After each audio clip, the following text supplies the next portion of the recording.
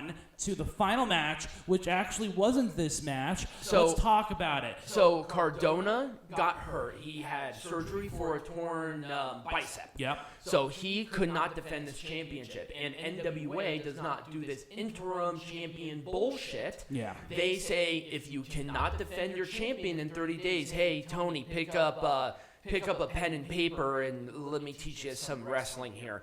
Because after 30 days, you don't have the champion. You cannot defend the title. So Cardona was out there. Yep. And I really liked his interaction with Billy Corgan. Yeah. It was really good. You could feel the emotion, and you could tell Cardona. I mean, Cardona's great. I mean, he was like, he begrudgingly gave that title and stormed off. I'm like, yes, perfect. You could tell that he did not want to. Let's talk about who got into this match. So obviously, Nick Aldis came out. Then we had Trevor Murdoch coming out. And then we had Samuel Shaw come out again. And then Thom Latimer with Kamille came out and said, my husband deserves the opportunity. So we have a fatal four-way for the vacant NWA World Heavyweight Champion. Yep. Nick Aldis, Trevor Murdoch, Samuel Shaw, Thom Latimer. You have everything. You have Aldis, who is the #1 contender. You had Thom Latimer and Trevor Murdoch, who already won a match and had momentum going into this. And then Samuel Shaw's a shiny new toy that they want to play with. And you have somebody who has crossover appeal. You have everything in this. Yep. And they pulled off a great match. It was a fantastic match. #1, 2 thumbs up. Oh, yeah, two thumbs up for given, sure. Given the circumstances that they had to work with, and then the match itself, it was beautifully done. I still thought that was better than the Hell in a Cell match too.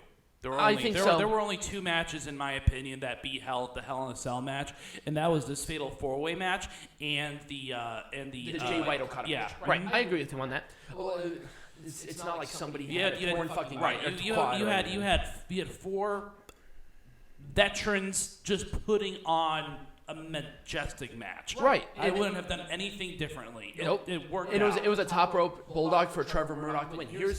Here's where the world television champion comes into town.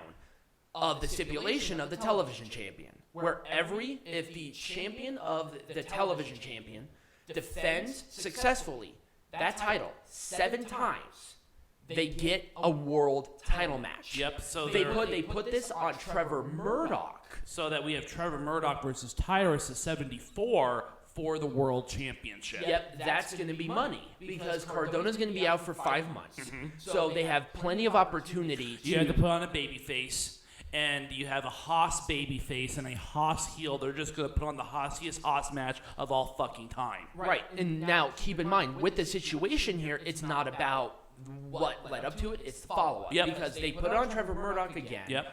For #1, the Tyrus match, but also #2, this will give him redemption from his loss against Cardona when Cardona comes back. Right. This is kind of the redemption arc. See, here's the thing about Corgan. He's very good about thinking 4 steps ahead, and I think this is really kind of there.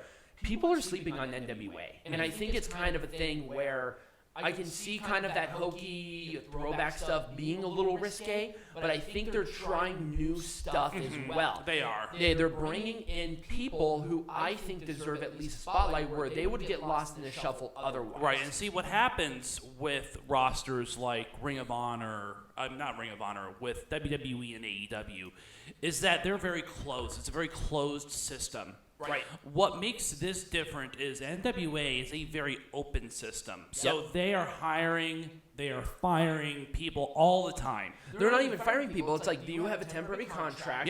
Work, 5 or 6 matches. Yep. You're going for a title. You're going to lose it. And if you win it, we'll give you an extension on your contract. Exactly. It gives people like Max the Impaler an opportunity to work here. Now, Max the Impaler has worked in AEW Dark, but this gives Max a different avenue to work. And that's just one example. Right, that's one example of a bunch of people. You have Samuel Shaw, who would get lost in the shuffle anywhere else that he would go. Right. He's going to be a big player here in NWA, and that's what he needs. And so what happens is, again, NWA is a very open system. The problem with WWE especially is that they're very close. So there's only so many people that can go for those titles because, you get a lot of repeats because they don't accept people from outside the system.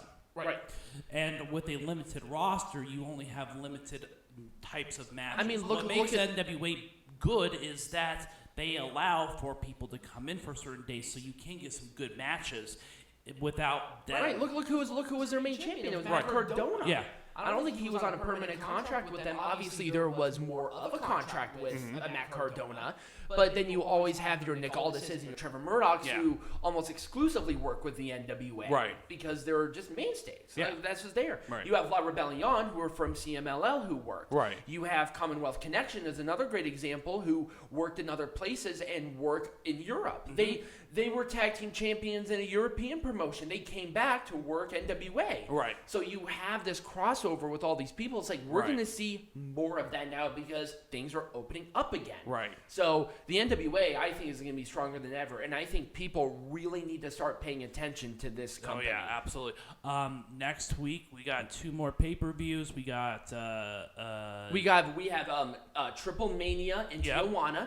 And then we have Slammiversary. Yep. So stay tuned for that. We will have Wrestling Lesson, and we'll have Heckling back because, 4 pay-per-views, you're not going to get both of those. So if you did enjoy this, remember to like, follow, subscribe, share, follow us on all of our social medias as well. Become a patron. We're going to be doing a big redo on that here soon. So stay tuned for that. And as always, be majestic.